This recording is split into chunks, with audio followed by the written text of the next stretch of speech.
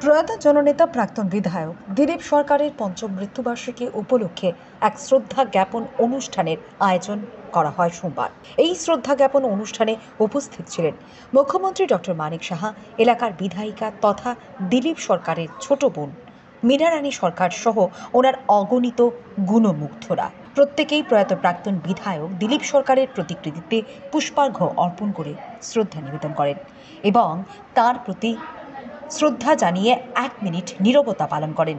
পাশাপাশি এই অনুষ্ঠানকে ঘিরে এক স্বেচ্ছা রক্তদান শিবিরেরও আয়োজন করা হয়। মুখ্যমন্ত্রী সেই রক্তদান শিবির ঘুরে দেখেন। বাধারঘাট এলাকার 5 বারের বিধায়ক প্রয়াত দিলীপ সরকারের স্মৃতিচারণ করতে গিয়ে মুখ্যমন্ত্রী ডক্টর মানিক সাহা বললেন, প্রয়াত দিলীপ সরকার ছিলেন সংগঠনের বাইরে গিয়ে আলাদা পরিচিতি তৈরি করা এক জননেতা। তিনি এলাকায় ওনার মতো করে সংগঠন তৈরি করেছিলেন, যিনি নিজের জায়গা বিক্রি করে দিয়েও মানুষের সেবা করে গেছেন। রাজ্যে এমন কোনো ব্যক্তি নেই যিনি দিলীপ সরকারের নাম শোনেননি। একজন জননেতা হতে যে গুণাবলী দরকার তা সবই ছিল দিলীপ সরকারের মধ্যে। তিনি যে সত্যিই জননেতা ছিলেন তা আজ ওনার পঞ্চম মৃত্যুবার্ষিকীতেও জনসমাগম দেখে বোঝা যায়। মানুষের হৃদয়ে আজ রয়ে গেছেন দিলীপ সরকার। এবং আমাকে এখানে আসার জন্য জানার জন্য সবাইকে আমি ধন্যবাদ জানাচ্ছি। বন্ধুগণ, স্বর্গীয় দিলীপ সরকার মহোদয়ের নাম আমার মনে হয় ত্রিপুরা এমন কোনো ব্যক্তি নেই যারা ওনার নাম শুনেনি। একটু আগে ওনার ছোট বোন এবং মাননীয় বিধায়িকা বলেছেন যে উনি গর্ববোধ করেন যখন মানুষ এসে বলে যে আপনার দ্বারা আমার জন্য এটা করেছিল, ওটা করেছিল, আজকে আমি খেয়ে বেঁচে আছি।